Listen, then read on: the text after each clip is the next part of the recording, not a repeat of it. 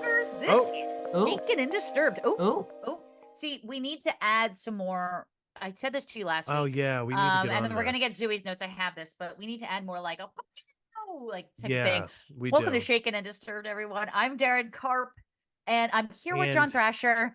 hi. And I am here. I just have to say right up top, we're gonna have two major announcements coming up. If you listen to our NMR, we Yeah. teased this already, but some of you only listen to our Sunday's case. Next up, we have two big announcements. One has to do with Patreon, but the other one is going to be a fun new surprise that everyone listening is actually going to enjoy. We don't want to give any hints away, and we feel like we've been teasing this kind of before, but we're definitely going to drop this next week, and it's very Next exciting. Sunday. Yeah. John's been in the background doing his due diligence, and Magic's been on the streets turning tricks in order to get Well, us the resources we need to make sure that this surprise can happen for you. So thank you, Magic. Before we get into this week's case, though, I before we just recorded NMR. I had to go downstairs to get myself a little drink, and oh, not an advertisement, but I drink Celsius, and which is like an energy flavored seltzer. I guess okay. it's got Yeah. like nutrients in it. They describe it, I think, essential energy, accelerates metabolism, and burns body fat. But I don't really know. Oh, now I we're don't really know. talking. I don't know if it really does that. It's Free got plug. seven essential vitamins. Yeah. Regardless, Yeah. I'm a big fan of it, and Yeah. I'm trying to drink the flavor that I like the least. And I told John as I was getting it, I was like, "This flavor is right up your alley," because we all know that he loves like some artificially like Girl Scout gingerbread cookie coffee or some shit Yes. like that. He loves that. Yes. And I So was anyway, like, this tell me what it's called. and the best part is like they have Oasis, and they have Oh, like love. flavors like that. This one is Ooh, fantasy love. vibe, and it is sparkling mandarin marshmallow, Oh which my just God. feels like John Thrasher in a It's bottle. like, if it was like name everything you love, and I had to list them and they turned it into a drink. This is not, by the way, like Daryn said, not an advertisement. We just are talking No, it's about not, it. but it does have a fuck ton of vitamins in it. I'm not gonna lie. Okay, read Like some of them quickly. What are they? 70% vitamin C, 130% riboflavin, niacin, vitamin B6, vitamin B12, 250% vitamin Wow, that's B12. actually impressive. Yeah, obviously we need chromium. Did Well, you even know that you needed chromium? You're getting 140% of chromium in chromium, isn't that what this. Wolverine's claws are made of? I don't know. Oh God. Anyway, You've already just killed me, so we might as well just get into this week's case. let's get into this week's case. I will try a Celsius this weekend. Again, not an advertisement, and it is a free plug for them. So if they would We like to advertise on also our show, let us know. hope everyone had a good Super Bowl. That's right. It's happening today. If you're listening to this when it comes out, we made our predictions on NMR. Daryn went off about Taylor Swift. You might want to check it out. It's really interesting. Okay, this week we are going from last week, Daryn. We were in Australia, down under, if you will, Oh. and We were oh. eating poisonous meat, potentially? potentially Poisoned by the poisonous woman? mushrooms. That's right. Potentially, yes. And this week we're headed over to jolly old England. That's right. We are setting this case in London, and it's in 1936. A woman named Mary and a guy named James Hanratty of London welcomed their firstborn son, also named James, into the world. James Sr. was in the British Army, and his children were evacuated as part of a mass child exodus when London was under attack during the 1944 bombings. I Um, forgot to say this up top, and I don't mean to interrupt, but no, please. when Megan first gave us this case, I was Yes. like, this sounds so like, why do I know Yeah. this name? I was Yeah. like, I know this name, and we're talking about 1936 in London, like very few What do you cases. know? Yeah. Right. And Henratty was Tom Hanks's character in Catch Me If You Can. Oh, okay. That's an interesting And that's connection how I there. know it. I was like, Yeah. Henratty. I How just do want to I say know for that? anyone watching the video version of the show, I'm extremely red and I'm not red in person. I don't really know what's causing it, but I'm not having an allergic reaction even though You're it looks like fine. You that. All need some right. Celsius marshmallow fun is what you need. Something. Well, anyway, during this time, Something. something. Something. Anyway, during this time, in the 1944 bombings, 800,000 children were transported out of the city and fostered into makeshift refugee camps in the countryside. British families would visit the camps and offer to foster the children. One family offered to take in James, but the 8-year-old boy refused to leave the camp without his younger brother, Michael, which is like, so heartbreaking and a sad reality of these world wars that happened in this early part of this century. Now, James and his brother were eventually reunited with their family in London. A decade later, James was involved in a bad accident. He fell Mm. off his bike and suffered a severe head injury, remaining unconscious for 10 hours. When he finally awoke and recovered, his behavior had become rather rash and impulsive. As we've heard, that happens whenever you have a brain injury or a brain incident, I It should could have say. caused a number of different effects that you don't even think Yeah. about, you know. Yeah, and shortly after the accident, he stole his family's rations book and took his little brother Michael to spend all of the vouchers on candy. There's It's like something sweet about that. I know, I was just gonna say, like, it's funny, like, Not to be a dick, but I'm like, well, at least he wasn't like getting drugs or guns or like selling it yeah, that's what I off was to gonna like get a say. car. I was like, he took his brother to get candy. In the 19, what is this now? Probably 50s, that was like the worst thing you could do at the time. That's really all you could do to do crazy things in a sense.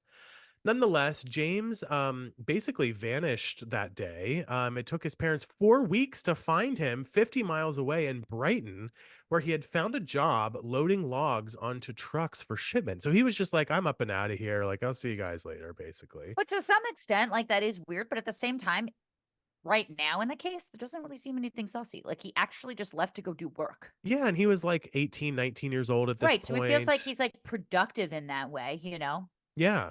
And by the time James's parents had found him, he was far from healthy and suffering from exposure, actually. Now, remember, he had that traumatic brain injury. His family brought him to a hospital to be checked out, but the doctors were unable to find anything wrong with his brain. Again, technology was probably very limited at this point. Um, Although he was described as, quote, mentally defective during an Mm. examination. James never returned to his trucking job in Brighton, instead, choosing to remain near home to begin a life of crime instead. The same year, James stole a motorcycle and was let off with a warning and banned from driving. He didn't have a driver's license, so the court just couldn't even revoke it. This was basically their next best option. Yeah. Now, ironically, around this time, James started showing interest in joining the British Army, but failed his medical exam and was deemed unfit for service. I would imagine his traumatic brain injury played into that medical exam as well. So after this, he seemed to lean further into a life of crime and began burglarizing homes, stealing cars, committing petty theft, and acting as a getaway driver for other people that were committing crimes. Now, I just want to mention really quickly, this is such a great example of like, you know, people that are trying to make a life for themselves after injury or even people that aren't injured but still have mental disabilities. Sometimes they are pushed into a corner. How can they survive in the world? How can they find money for food and pay the bills? And unfortunately, crime is sometimes the only way out for a lot of people. Yeah. I mean, I do kind of wonder though, because before, sorry, right before my iPad was going off, right before this, Yeah, like granted, when his parents found him, he was far from healthy and they sent him to an institution, but at the same time, or a hospital rather, but at the same time, he was working and like loading logs. that's Like true. everything seemed to Yeah, kind of be okay before then. Not to say that it wouldn't have gone haywire, but like it wasn't like he was a menace to society. He got a job and he was like working yeah. as far as we know. So that's what's kind of interesting. Like I wonder if the parents kind of have something to do with this, maybe triggering him or Potentially. We don't have all of those details, but it is a good point. Like, if he was seemingly just doing his own thing, what did the parents need to do here exactly, right. Well, in 1955, James was caught and sent to prison where he attempted and failed to commit suicide by slashing Mm, his wrists. Men always choose just the most gruesome form of. mm, I think there's a stat I probably could be wrong about. I think we've said it before that women, I think, attempt suicide more than men, but men are more successful at it because mm. they are willing to like shoot themselves in the head, slit their Right. wrists, do things, and women are The like, more brutal I'll crimes take or pills and drink a bottle of vodka, which doesn't yeah, necessarily always work, but feels less painful. sure. Well, he was released in 1957, but reoffended, was recharged, and sent back to prison several more times, serving short stints for petty crimes. Now, 1961, 24-year-old James was tired of his perpetual lockups and decided to become a window washer. He was successful until the man he worked for went away on vacation and asked James to take care of the business while he was away. James then reconnected with an old criminal partner who helped him dye his distinctive red hair black in preparation for returning to his old ways. I wonder Mm. what keeps him on the up and up. Like, is it Yeah, having yeah, to yeah. report to someone, and then when that authority figure kind of goes away, he feels lost. He feels like he's not accomplishing something because Or maybe when the cat's away, the mice will play type of thing, potentially. You know what I mean? Like maybe he right, sees but an if the cat's never opportunity. away and he is Yeah. on the up and up always, he's on the straight and narrow, like, Oh, yeah, yeah. I see what you you mean. know, that just seems very interesting because it's usually that those types of people are always trying to sneak around and do it. It doesn't really seem like that case here, but Right. I'll keep going. On August 22nd, 1961, an amorous couple was parked in a cornfield in Dorney Reach, a town about 45 minutes outside of London.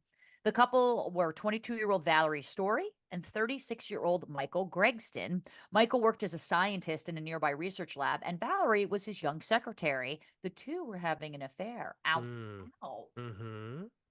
A bum bum. See, this is where you need the buttons. This is That's where you need right. the buttons, Oh, John. sorry. Yes.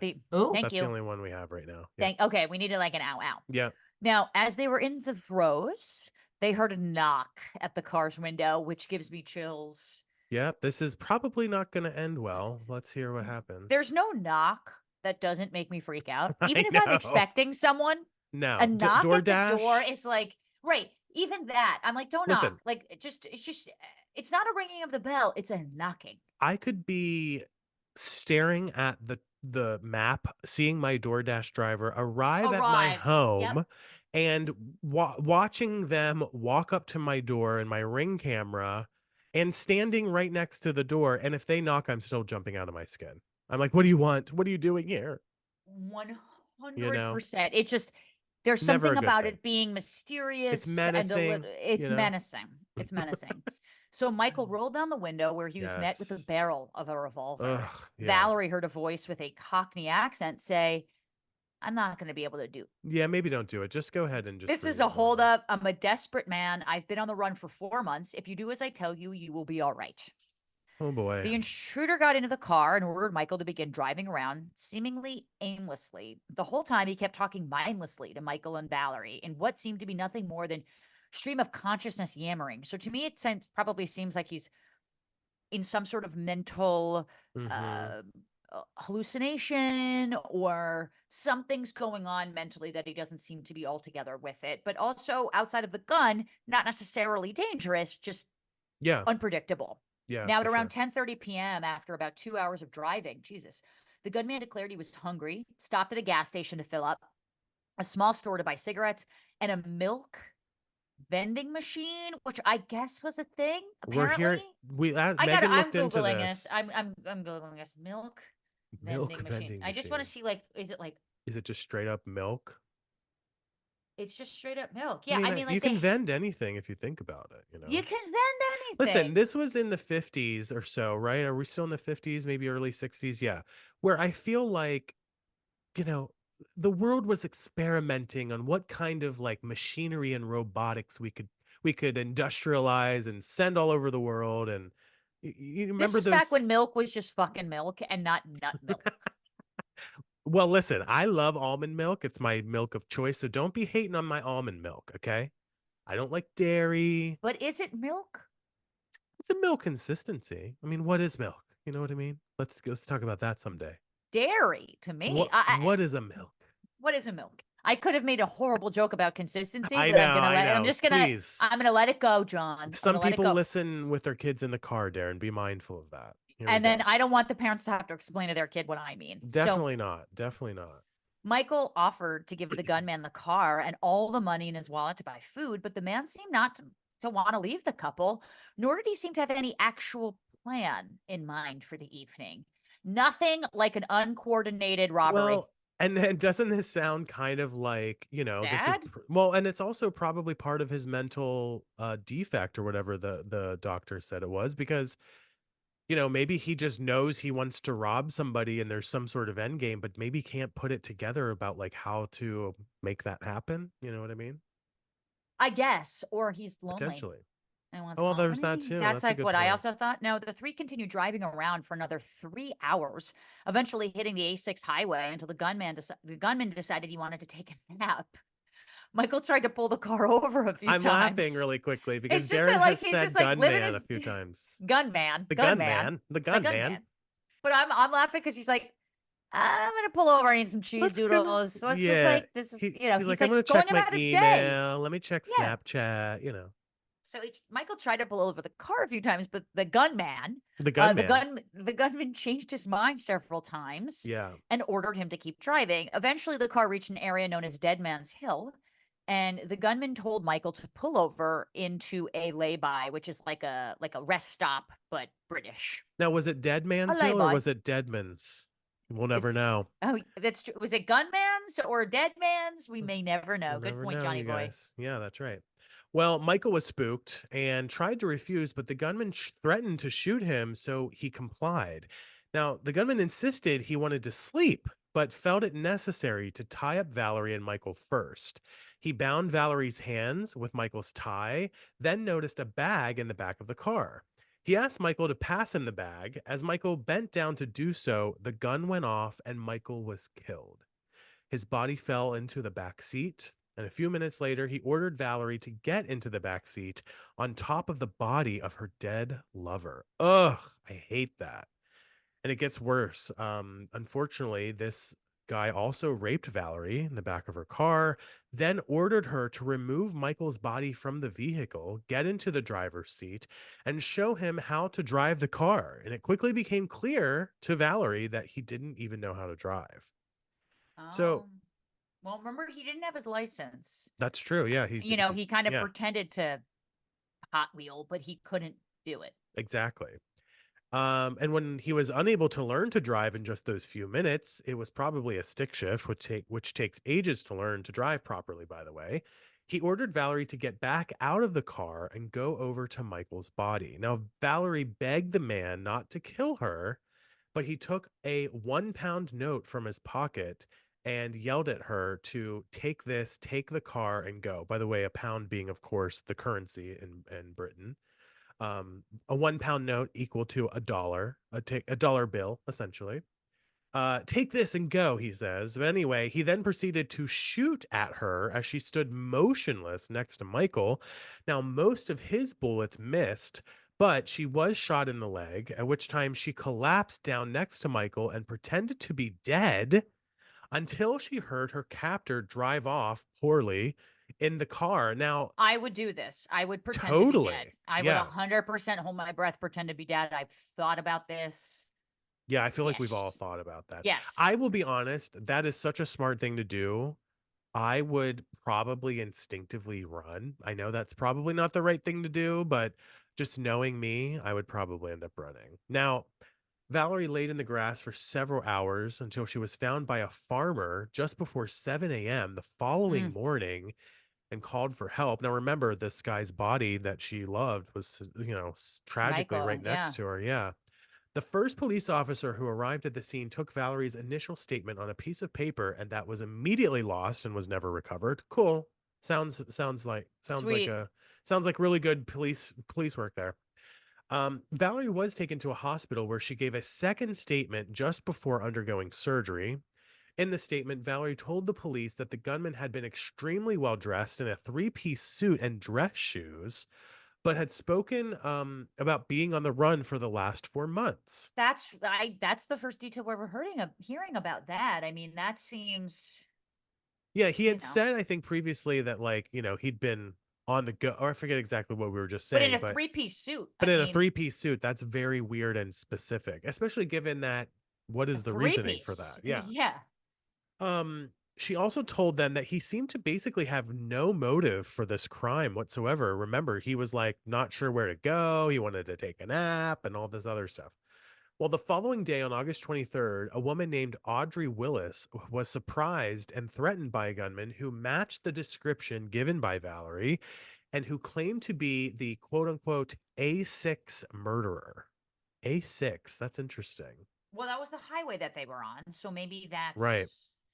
maybe that's his territory. Now, on August 24th, a gun matching the one described by both Valerie and Audrey was found under the back seat of a London bus.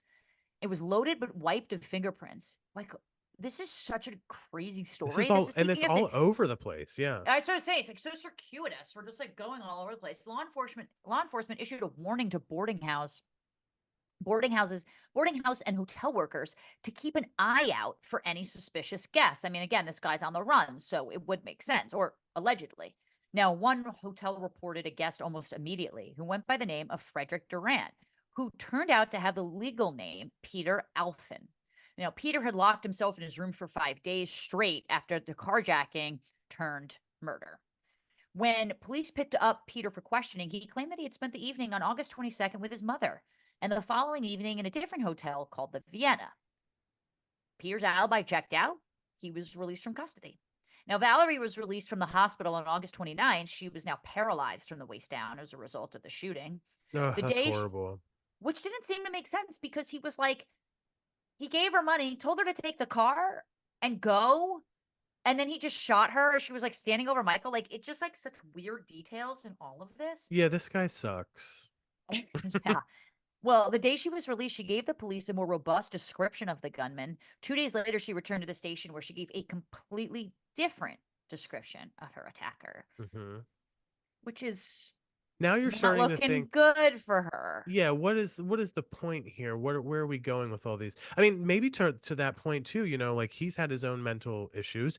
Maybe she's traumatized. Maybe she's recovering from God only knows what. I mean, Right. you know, Like, we don't know how shock or yes. tragedy or something affected her. Like, Yeah, yeah, that should yeah. be fair. But to change your description completely, it just like I sort of get timelines being messed up with descriptions of Yeah, people. I descriptions are odd, especially when it starts with him having a three-piece suit, like what? Well, right, because that's very specific and also very odd. I mean, I don't Yeah. think we've ever really heard about that. Now, on September 7th, another woman was attacked in her home by a gunman claiming to be the A6 murderer.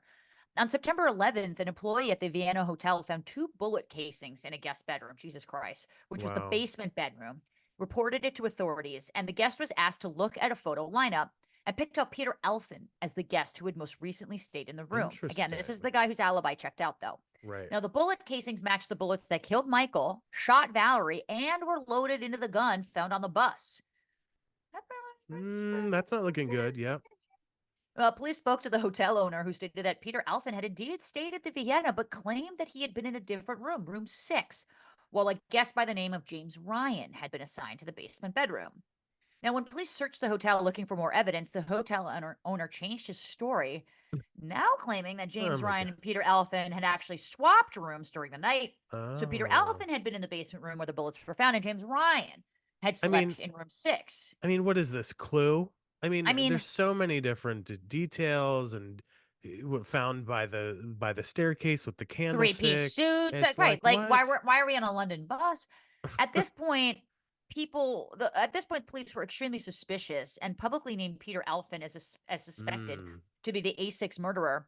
Peter Alphen immediately contacted the police and turned himself in for questioning, which, Not something most guilty people would do, yeah, I you mean, know? or you think you're so fucking cocky and so fucking smart that you think that you can outwit them, That Ted too, yeah. Bundy style. But I don't know, to call Chris police and Watts style too. right, Chris Watts out to call the police and turn yourself in for questioning. I mean, I don't Well, know. Valerie was shown a suspect lineup and failed to pick Peter as her attacker. Peter was held as a suspect for 4 days, during which time he was recorded as saying, quote, "There can't have been any fingerprints in the car, otherwise mine would have given me away," end quote. Police returned to question the hotel owner once again, and once again he changed his story back to the original one, claiming I that mean, James Ryan was in the basement bedroom the whole time. Again, why this sounds like switch Clue. back and forth? Like, I get if you remember, like, I sort of understand switching it because you were like, oh shit, that's right, they switched rooms. Then Right. why go back? That sounds like you're Some being under duress or someone else is telling you to do this. That's what it says to me. Exactly. Exactly. Well, anyway, the owner claimed that he lied because he believed Peter Alfon was a suspect in the M6 murders and wanted to help police arrest him. Was this Oh, good. A6? Was this A6 murders or those what's M6?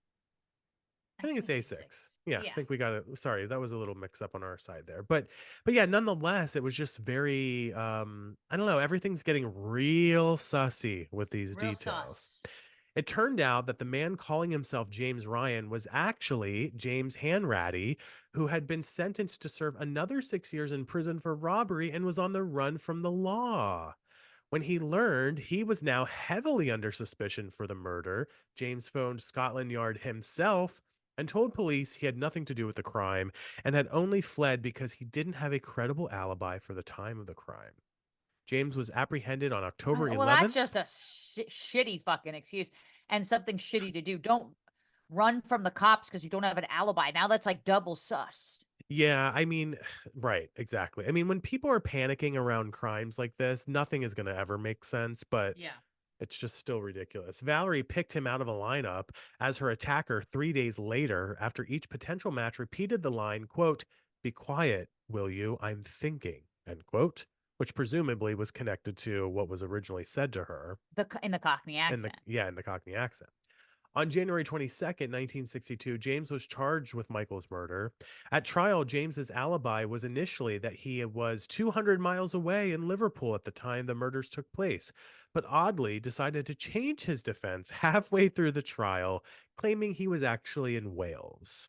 Didn't he run because he didn't have an alibi? Isn't the alibi that he's 200 miles away in Right. Liverpool and like someone maybe could have seen him? Like, Not very well thought through here. This was noted as extremely strange because at the time there's virtually no forensic proof that James was ever present in the car, and his initial alibi seemed good. The only physical evidence that the prosecution could present was that the blood sample found in the car matched the same, very common blood type as James. They couldn't even prove James had ever been to the area where the murder took place. right. There And was, like very common. I'm sure I have it too because I'm A positive. Like, that's so common. You know what I mean? yeah, right. Like, There's, I and just especially shut the fuck again, up. Yeah. well, and also remember again where we are in the timeline here in the 60s, mid Right. 60s. I would imagine at this point, definitely DNA stuff was not a thing. There was no evidence. There was also no evidence to prove James knew either of the victims, had any motive to commit the murder, or any history of violence whatsoever. Furthermore, James was a known car thief and getaway driver, and according to Valerie, her attacker had no idea how to drive a car. So things are not adding up in Or a at least not how multitude to of drive ways. stick shift car, which I That's imagine true. there were a lot of back in the 60s because Right. automatic really is only kind of a new thing. Yeah, Well, true. James's first alibi was simple. He'd been staying with some friends in Liverpool, and there was indeed a small amount of evidence that he'd been there on the afternoon of the 22nd, although he couldn't prove he'd been there in the evening. But just before the defense began their arguments, James changed his mind. Oh my god. He This made this episode, yeah. and told the court that he'd made. I Oh, love that we're like over the episode. We're like we're this kind of over episode, it. We're kind of this over episode. this. Yeah. James changed his mind and told the court that he'd made up the Liverpool alibi and was actually in, is it Ryle, I think Wales? Ryle, yeah, Ryle. in Now, Wales, this yeah. required the defense team to pause and Yeah, of course. gather together evidence of this new alibi. They're like, Again, "Oh, if it's what an did he alibi, say?" you'd have right, exactly. I'm like, so Yeah. where is he now? He's in the kitchen with the candlestick with Mr. Mustard Seed. Like, what the Right, fuck is going exactly. on? But what were you going to say? I interrupted you. You were saying that, if it's an alibi, shouldn't there be plenty of If it's an evidence? alibi, well, Yeah. or at least an alibi has just been like, I couldn't have done it because I was here, Right. right? Right. So even if you can't prove it, why change your alibi? Once Yeah. you change it, you just seem so fucking sussy. Like, Deceptive. Yeah, you're even to say, deceptive. like, oh, I was downstairs at the time and I couldn't prove it. Why would I change to be like, actually, no, I was down the street at the garage. It Yeah. just feels like again, it's circuitous. Now, they claim that James had stolen a watch and wanted to sell it to his something in Ryle. He wanted to May- sell it to somebody in Ryle. Now he'd Maybe a arrived there, fiance or yeah, something. something. He'd arrived there late on the evening of the 22nd and stayed at a boarding house near the train station. James provided a detailed description of the room. That's got to help at least a little bit. Mhm. Although he could have stayed there at any other time and just remembered a room. Okay, The yeah, that's defense team true. hired a private investigator to visit the boarding house in question and speak to the owner, Grace Jones. Who I don't think is the Grace Jones we all know, You but don't know. potentially. We don't know. We have no Yeah. proof. Yeah. Now, the boarding house and guest room matched James's description to the letter. And Grace Jones remembered James' stay at the house, but she couldn't remember the exact date of his visit, but knew it was sometime between August 19th and the 26th. Grace was asked to give her testimony in court, at which time the prosecution accused her of lying to get some publicity for her boarding house. I mean, having a potential murderer stay at your boarding house, I'm not sure that says, like, let's Right. go visit, but I could be wrong. Now, Grace seemed to be a terrible bookkeeper, and virtually no information could be gleaned from her sparsely filled out guest registries.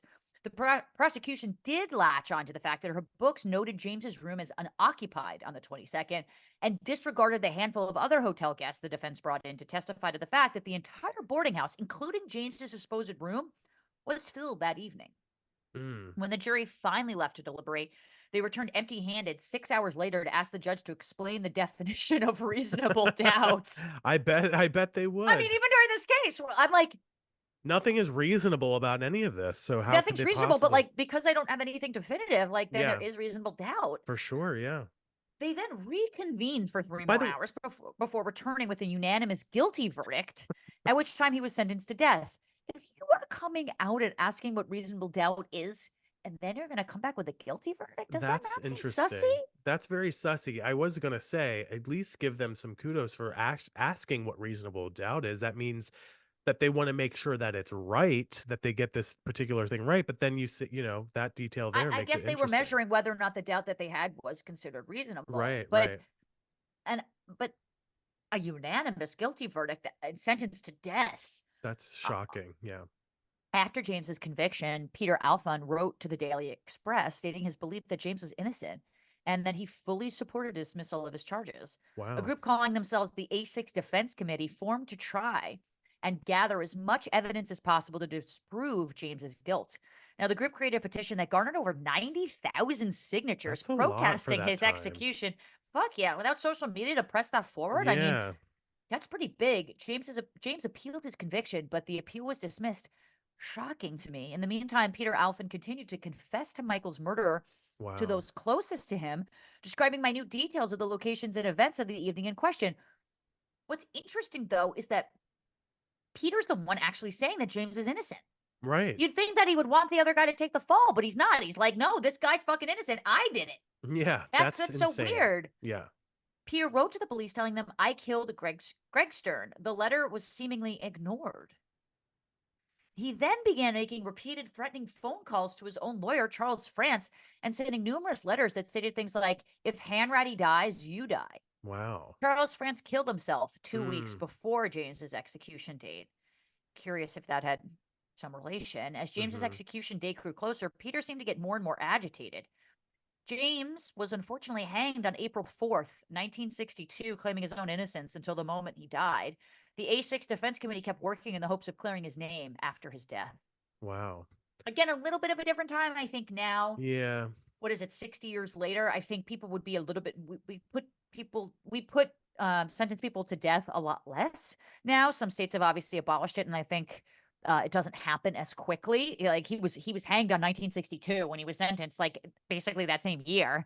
It takes years and years and years, but yeah, that's just super tragic. Like even if he Also, did do it, yeah. we don't even know from the details we're saying. You and I But have reasonable doubt all over this shit. yeah, for sure. And I'm like, was the United States, and this is obviously in Britain, but was Britain hanging people in 62? And like, were Maybe, we yeah. doing that? We should look that Oh up yeah, too. we've been hanging people for Hanging? well, Ugh. I mean, people, I mean, honestly, like, I don't know if you heard about a few weeks ago, I'm blanking on the guy's name, but the guy that they put to death a couple weeks ago, but that it didn't take. And the guy, they tried No, to I didn't hear kill him about that. 2 years ago and it didn't work. The Oh, poison kind of didn't remember work. And then that. they tried it again and it didn't work. And Oh I Lord. get people trying to, if you're going to kill someone, Make sure you know how do it to in a do way it, that the is right. And I government. believe in firing lines, do it quick and swiftly. I think we do that to make the executioner feel better. And as opposed to someone else who's suffering. And so I just have a lot of different like moral qualms about this. I'm going to look Yeah. this up while you Yeah, read the see next when part. the hanging stuff, that's kind of shocking to me. Even for Britain. But anyway, on August 22nd, 1962, Peter Alfon visited James's family and offered to financially compensate them for James's death. James's mother threw him out of the house. Peter paid her another visit the following day and physically assaulted her. I mean, this is like worst case scenario here. Side note, Hmm. um, most states that executed inmates primarily by hanging prior to this 1976 ruling implemented lethal injection instead.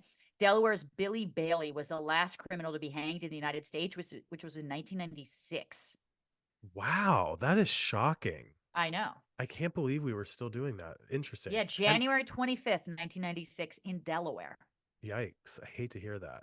That's Yeah. just so, that sounds just inhumane to me personally. But anyway, Yeah. by 1968, the A6 Defense Committee had gathered together 6 very solid witnesses who were all willing to testify that they had seen James in Ryle on the 22nd of August, including the fiance who admitted to buying the stolen watch. Eventually, the committee caught wind of Peter Alphon's continuing confessions to the murder and were able to piece together a story that they believed close to accurate. Peter Alphon had been paid 5,000 great British pounds, excuse me, to put an end to Michael and Valerie's life. He bought a gun and hijacked their car, claiming he'd given Michael 2 chances to get away, but that he kept coming back for Valerie. Michael was killed when the gun went off by accident. Michael gave the gun to his lawyer, Charles France, who we had mentioned previously, whose daughter had been dating James Hanratty. Oh, now that's Charles, interesting. there we go. Charles planted the gun under the bus seat and the bullet casings in James's hotel room. The committee also noted that Peter Alfron grew up with a Cockney accent, is a bad driver, and never provided the police a reasonable alibi. Also, he continually confessed to the murder, which we've talked Just this about. also thing, just Yeah, this just that also other a little little detail. asterisk, like side note that by the way, he's admitting to it. Yeah, exactly. They also obtained back records showing a 5,000 Great British pound payment into Peter's bank account around the time of the murder. Now, listen, if imagine if they could get that, all those years ago. But I wonder anyway, who paid the hmm, £5,000 though. yeah, where did Now that go and come from? Yeah, maybe because Michael was having an affair, maybe it was the wife. I don't know. yeah, Now in 1991, several pieces of physical evidence from the carjacking were found. This is decades later now. They'd been misplaced by police, of course, and right. were now able to be tested again against DNA given by James's family, but the results were found to be inconclusive. In 2001, James's body was exhumed and his DNA was taken to compare to the rediscovered evidence.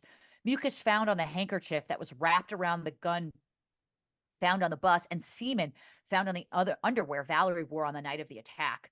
Mm, Both DNA samples were a match to the DNA taken from James's exhumed body. wow. That's pretty big. Now, at a hearing Yeah. following the testing, the family's lawyer suggested that the evidence may have been contaminated during the decades it was lost. That's Mm, possible. Why would Peter confess to this, though? That's what's so this fucking is so confusing. weird. Yeah. However, the judge declared that the DNA match itself was certain proof of guilt. James's family, as well as his defense committee, continue to contest his guilt in the crime. Yeah. Valerie unfortunately passed away in 2016. And in 2022, former police officer turned writer Paul Stickler released The Long Silence, the story of Valerie's ordeal. What a weird Obviously, case. Oh my DNA, goodness. I mean, if they're taking, the semen that's been found there and all that stuff, like, just because you find DNA, it doesn't necessarily prove guilt. But at the same time, Yeah.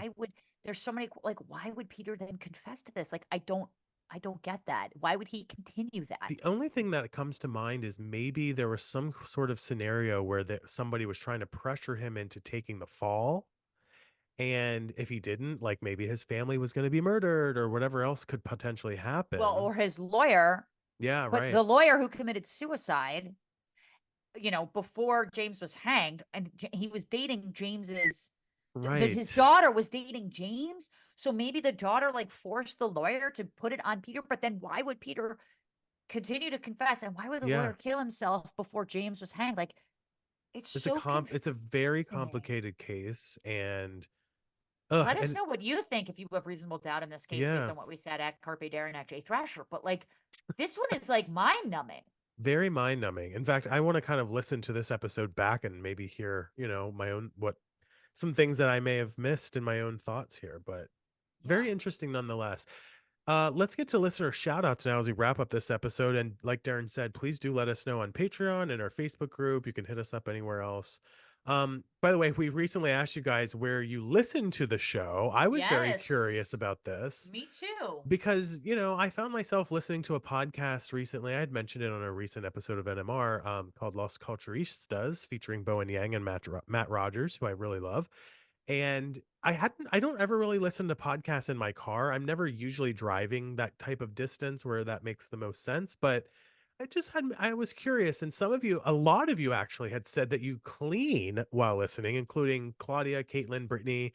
So shout out to you guys and many more of you who had said that you had cleaned. Daryn, there was some other Uh, Others locations. said while you're walking the dog, including Linda and Beth, I listen to podcasts when I'm taking walks. I mean, I kind of do it at any if I'm getting ready or something that I can just like have it on the background where my hands Yeah. are. That's usually where I listen to it. So it kind of makes sense. Like cleaning would make sense. I listen to podcasts at the gym. I'm actually listening to way more podcasts than I do music at the gym, Yeah. I'm the same way. Yeah. When I'm at which the is weird gym. because you'd think like music would like pump you Well, up. when I'm on the equipment at the gym, I like to have my iPad or phone with me. I know I'd bring my iPad to the gym, but I Mm. like to watch stuff. So I'm kind of listening. And Well, sometimes that that's makes sense podcasts. though. Yeah, That sometimes makes that's sense though. podcasts. Because you're Well, working out. You're not just sitting there. It's not like yeah, you I'm go to doing the gym something. to go watch Friends. Yeah, that's true. That's true. Well, like we said at the top of this episode, we've got some exciting announcements regarding Patreon coming very soon. So be in the know and be there when they happen. And you can join for as little as $5 a month. And actually, it's even cheaper if you subscribe annually, you guys. So your support on Patreon goes directly to our show and the production and paying off some of our bills like Zoom. We got to pay for this Zoom thing so we can record this for you guys. So you are really making the show happen. And if you have already subscribed and joined us, thank you so much. We Daryn, appreciate it. Yeah. where can they find that? Yeah. Check out patreon.com/shaken and disturbed or click the link in our show notes. We make it so easy for you. Now we have new sign-offs, of course, after last week's episode. Specifically, I might change mine every episode, but for this one, I'm gonna stick to it, which is if you didn't listen to it, you need to go back and listen to last week's episode. I'm just gonna say, check your mushrooms. Okay, And guys? mine is check your pits, especially if you have a penis. Okay. And nobody knows what that Yeah. means, and we'll see you guys You don't next. need to. All It's a right. reason See to you look next. down, John. See you guys next time. Bye. Bye.